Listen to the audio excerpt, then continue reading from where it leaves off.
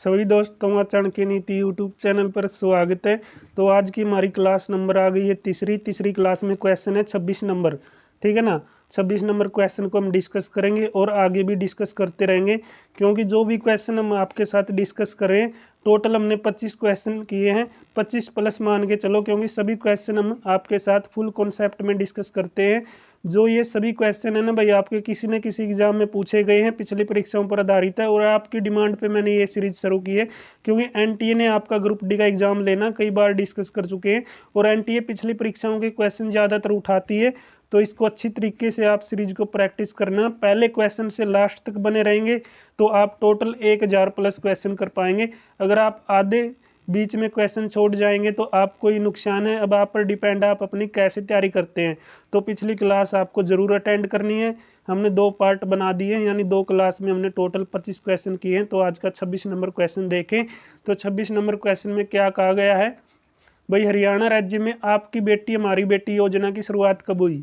बिल्कुल सिंपल प्रश्न है, 2015 में हुई। पूरी डेट क्या है? 22 जनवरी 2015 को माननीय प्रधानमंत्री नरेंद्र मोदी ने इसकी शुरुआत की थी पानीपत से। मुख्य पॉइंट और देख लें। इसकी ब्रांड एम्बेसडर आपसे पूछे कौन है भाई? साक्षी मलिक।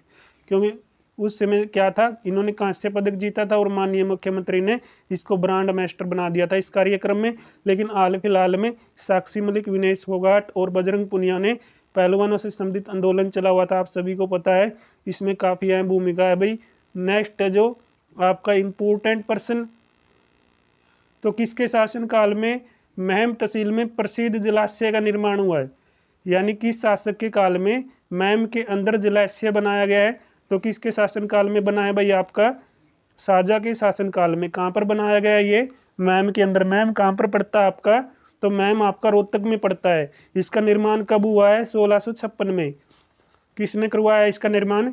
सुधदो कलाल ने। किसने करवाया? सुधदो कलाल ने इसका निर्माण करवाया। और इससे संबंधित एक मोस्ट इंपोर्टेंट पॉइंट है भाई, देखो तो जानी चोर की बावड़ी कहाँ पर है? महम के अंदर है, जिसको क्या कहा जाता है? सवरक्का झरना। क्या कहा जाता है? सवरक्का झरना के नाम से जाना जाता है। किसको? जैनी चोर की बावड़ी या जैनी चोर की गुफा को। ठीक है। नेक्स्ट प्रश्न है भाई, जिसका जवाब आपने देना है। तो बताइए भाई, किस वर्ष जो आपका क्या थिनकुंड बिराज यमुनानगर में है, ये कब कार्यात्मक में आया था? 2000 में, 2001 में, 2002 में, 2003 में। काफ़ी सिंपल प्रश्न है, इसका जवाब नीचे कमेंट बॉक्स में बताना। नेक्स्ट प्रश्न आता भाई, तो हरियाणा राज्य में निम्न में से किस जिले में सूर्य ग्रहण मेले का आयोजन किया जाता है? तो सूर्य ग्रहण मेला का आयोजन कहाँ पर होता है? कुरुक्षेत्र में। ठीक है ना। धर्मनगरी तीर्थ नगरी के अंदर इसका आयोजन होता है। तो इसके बारे में क्या बात करें? जो सभी पॉइंट है हम बात कर ही चुके हैं, क्योंकि इसको क्या कहा जाता है? सभ्यता का पालना भी कहा जाता है। अगर आपसे पूछे सभ्यता का पालना किसको कहते हैं, तो कुरुक्षेत्र को कहते हैं। अब मुझे बताना भाई, कुरुक्षेत्र का गठन कब हुआ? कुरुक्षेत्र जिला कब बना है? तो नेक्स्ट प्रश्न है भाई, तो भारतीय शास्त्रीय गायक हैं जो पंडित जसराज, उनका जिला कौन सा हो जाएगा? यानी कौन से जिले से ये संबंधित है? सभी बताएंगे हिसार से संबंधित है। अगर आपसे जन्म पूछे तो 20 जनवरी 1930 को। कब हुआ है? 20 जनवरी 1930 को इनका जन्म हुआ है। ठीक है। तो क्या बनेगा इससे संबंधित? और क्वेश्चन, ये कौन से घराने से संबंधित है अगर आपसे पूछे तो आप क्या जवाब देंगे? मेवाती घराने से संबंधित है पंडित जसराज। ठीक है। तो इतना आप याद कर लो इसके बारे में। अगर आपसे पूछा जाए 1987 में इसको क्या मिला था भाई? संगीत नाटक अकादमी पुरस्कार मिला है। और इसको 2002 में पद्म क्या मिला? पद्म विभूषण मिला है। ये पॉइंट भी आप याद कर लो सन। ठीक है। शायद आपसे पूछ ले और आपका यहाँ से क्वेश्चन गलत ना हो। तो नेक्स्ट क्वेश्चन है, तो पुराली आभूषण यानी पुरली है भाई ये। तो पुरली आभूषण शरीर के किस भाग में पहना जाता है? नाक में पहनती है लोग। ठीक है ना, महिलाएं। तो महिलाएं पुरली कहाँ पर पहनती है? नाक में। ठीक है। तो क्या इसके बारे में डिटेल? तो लौंग से बड़ा छिद्रदार आभूषण है ये। किससे बना है? लौंग से बड़ा छिद्रदार आभूषण है ये सोने का, जिसको क्या कहते हैं? पुरली कहते हैं। ठीक है ना। तो पुरली आभूषण शरीर के किस अंग में पहनती है महिलाएं? तो वही नाक के अंदर पहनती है। नेक्स्ट क्वेश्चन है, झज्जर पहले हरियाणा के किस जिले का भाग था? अरे बिल्कुल सिंपल प्रश्न है।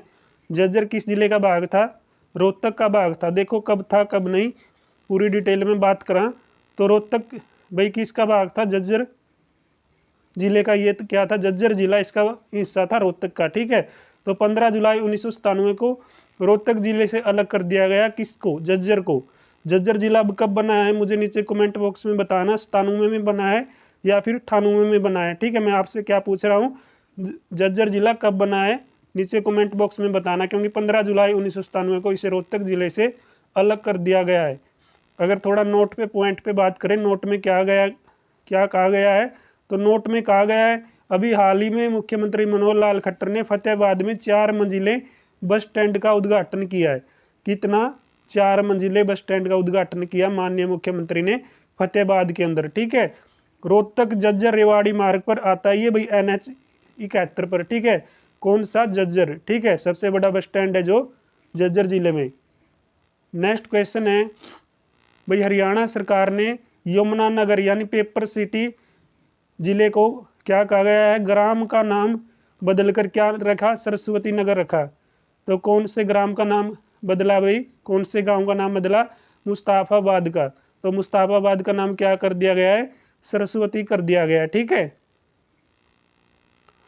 तो मुस्ताफाबाद क्या भाई, मुस्ताफाबाद जो गांव है ये क्या है, यमुनानगर जिले से 20 किलोमीटर दूर है।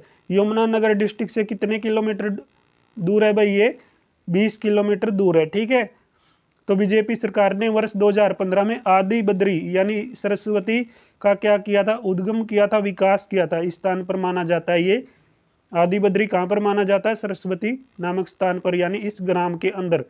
नेक्स्ट क्वेश्चन आता है, चौधरी देवीलाल जो अर्बल प्रकृति पार्क है वो हरियाणा के आरक्षित वन में स्थित है। कहाँ पर है भाई ये? बताइए कहाँ पर है? 4 ऑप्शन दिए गए हैं, जो खप्परवास, चूरपुर, सरस्वती, नार। 4 ऑप्शन है, तो राइट आंसर क्या हो जाएगा? चूरपुर। ठीक है, तो चूरपुर है हमारा सही जवाब, जहाँ पर ये क्या आरक्षित वन स्थित है। तो इसमें खास पॉइंट क्या बनेगा? चौधरी देवीलाल जो अर्बल पार्क है वो यमुनानगर के अंदर है। तो ये चूरपुर कौन से डिस्ट्रिक्ट में आता है? यमुनानगर के अंदर आता है। ये हरियाणा का सबसे पुराना और प्रथम अर्बल पार्क है। अगर आपसे पूछे हरियाणा का सबसे पुराना अर्बल पार्क का नाम बताइए, तो आप क्या कहेंगे? यमुनानगर के अंदर चूरपुर अर्बल पार्क। ठीक है, चौधरी देवीलाल अर्बल पार्क बनाया गया है कहाँ पर? यमुनानगर में, चूरपुर में। तो अन्य नाम क्या इसका भाई? क्या? रुद्राक्ष वाटिका। क्या कहते हैं? रुद्राक्ष वाटिका। और इसकी स्थापना पूछ ले आपसे, तो 6 नवंबर 2001 को स्थापना। क्षेत्रफल है कितना? 184 एकड़ के अंदर ये बनाया गया है। ठीक है, तो नेक्स्ट क्वेश्चन की ओर बढ़ते हैं।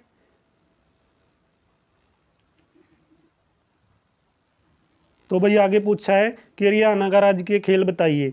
अरे हरियाणा का राजकीय खेल तो बिना ऑप्शन बता दो, क्या आएगा? कुश्ती हरियाणा का राजकीय खेल। ठीक है ना, हरियाणा का राजकीय पशु कौन सा है? Black bug. देखो नाम याद कर लो, तीनों इंपॉर्टेंट। काला हिरन भी कहते हैं हरियाणा का राजकीय पक्षी को, करसन मर्ग भी कहते हैं, और ब्लैक बग भी। ज़्यादातर ब्लैक बग पूछ लेते हैं, या फिर काला हिरन या करसन मर्ग भी पूछें, तो आपका आंसर गलत नहीं होना चाहिए।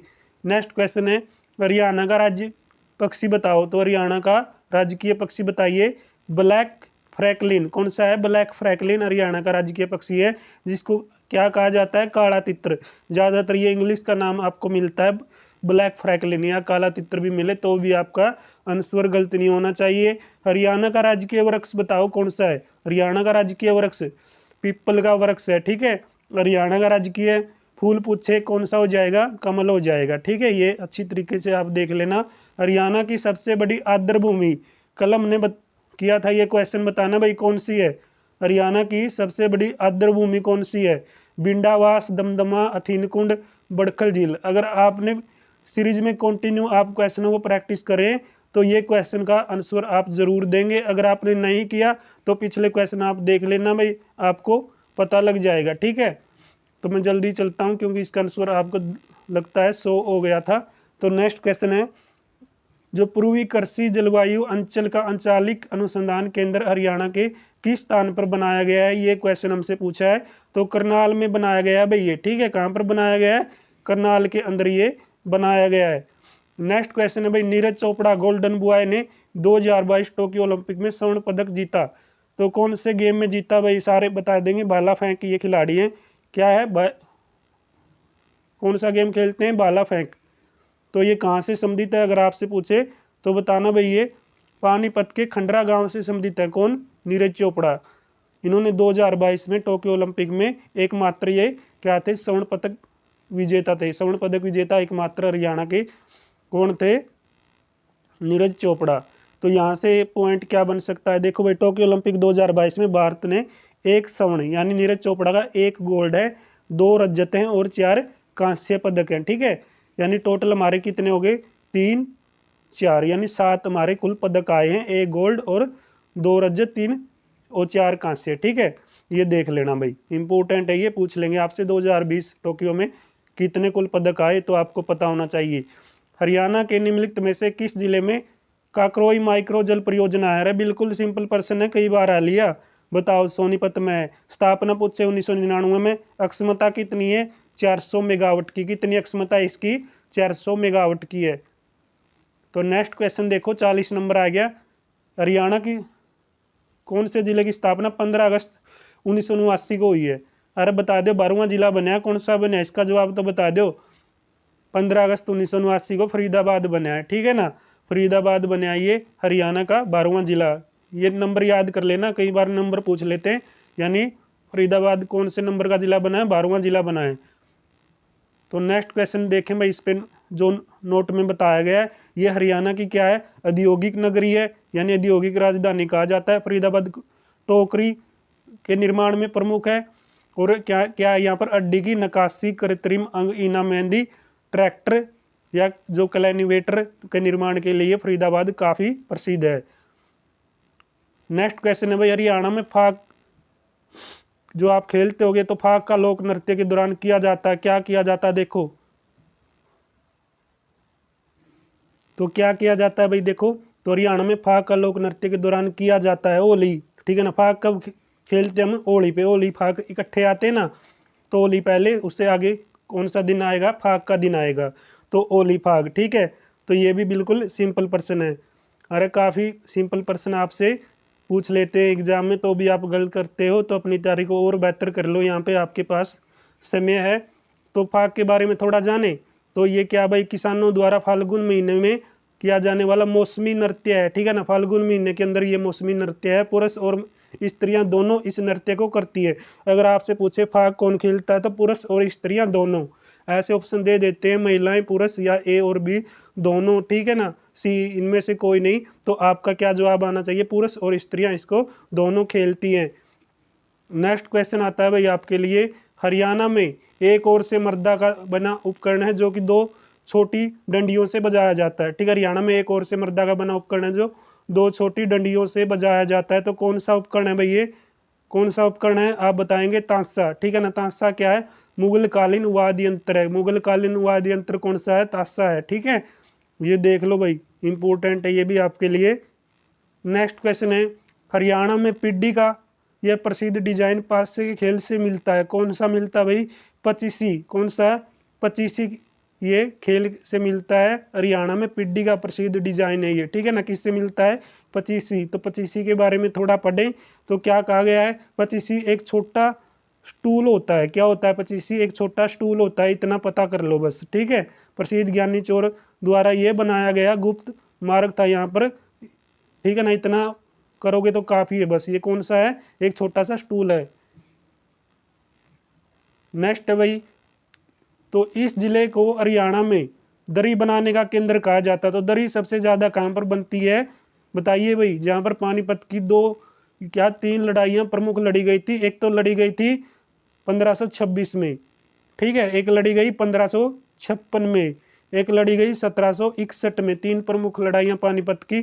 किस किस के बीच ये लड़ाइयाँ हुई? अगर आपको पता है तो नीचे कमेंट बॉक्स में बता देना भाई। पानीपत में दरी बनाने का प्रमुख क्या है? ये केंद्र है। ये हरियाणा का ऐतिहासिक शहर है जो दिल्ली से कितने किलोमीटर दूर है? 90 किलोमीटर उत्तर में NH 44 पर स्थित है। पानीपत को बुनकरों का शहर भी कहा जाता है और टेक्सटाइल शहर के नाम से भी इसको जाना जाता है। उपनाम देखें भाई, पनपरस्त और यानी पानीपरस्त, कास्ट ऑफ कैपिटल या पेट्रीकेमिकल अब भी बोलते हैं इसको, या ऐतिहासिक लड़ाइयों का शहर, यानी 3 लड़ाइयाँ प्रमुख लड़ी गई थी। बुनकरों का शहर या वीवर सिटी। ठीक है ना, और मेडिसन अभी बोलते हैं, मेडिसन सिटी के नाम से इसको जानते हैं। तो पानीपत की 3 प्रसिद्ध लड़ाइयाँ बता दी है। ये देख लेना भाई, ठीक है। तो हरियाणा में जो राय बहादुर की उपाधि किसे नवाजा गया, राय बहादुर की उपाधि से किसको नवाजा गया है, सर छोटू राम को। तो सर छोटू राम को राय बहादुर की उपाधि से नवाजा गया था। 4 ऑप्शन दिए गए हैं आपको। तो सर छोटू राम का जन्म कहाँ पर हुआ, गढ़ी सांपला में, रोहतक में, ठीक है ना।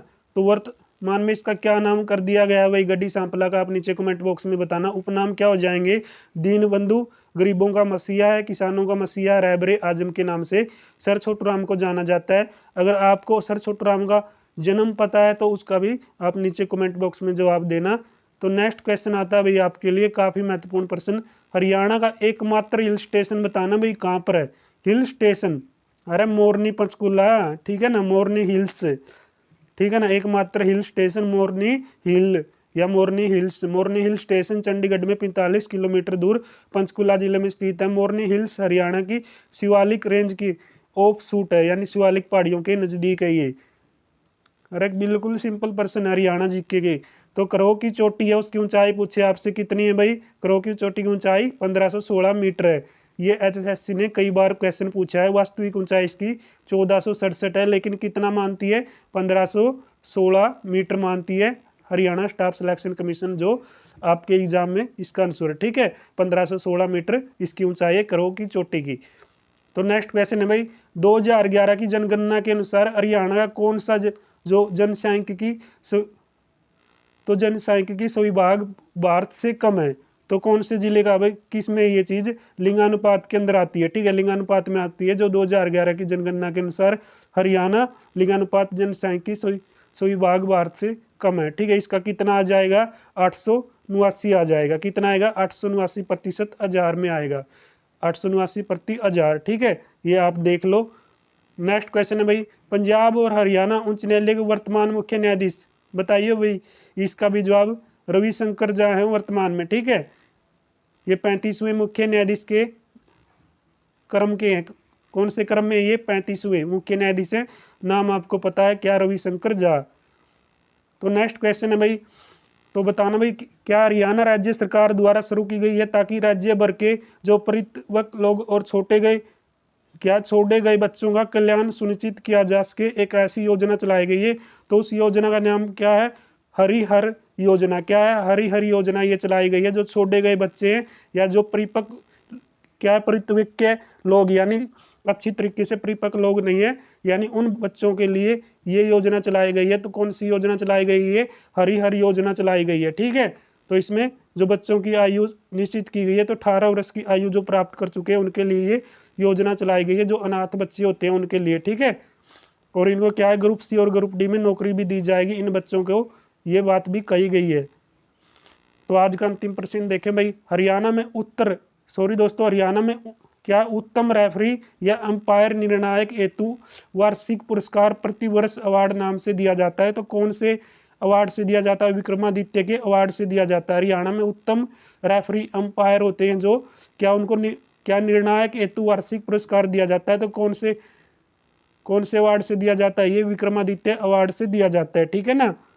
तो इसमें कितनी भाई इसको मिलती है राशि अंपायर को, तो अंपायर को कितनी राशि मिलती है, इसमें 2 लाख रुपए का नगद पुरस्कार इसमें शामिल किया गया है, और एक स्मृति चिन्ह भी मिलता है, स्क्रोल मिलता है, और टाई स्क्रोप इसमें दिया जाता है विक्रमादित्य पुरस्कार के अंदर अंपायर को, ठीक है, ये अवार्ड दिया जाता है।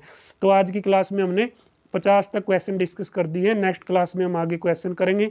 पिछली क्लासों को भी आप ज़रूर देखें और आज की क्लास भी आप पूरी देखें। तो दोस्तों मिलते हैं नेक्स्ट क्लास में, तब तक आप सभी का बहुत बहुत धन्यवाद। जय हिंद, जय भारत।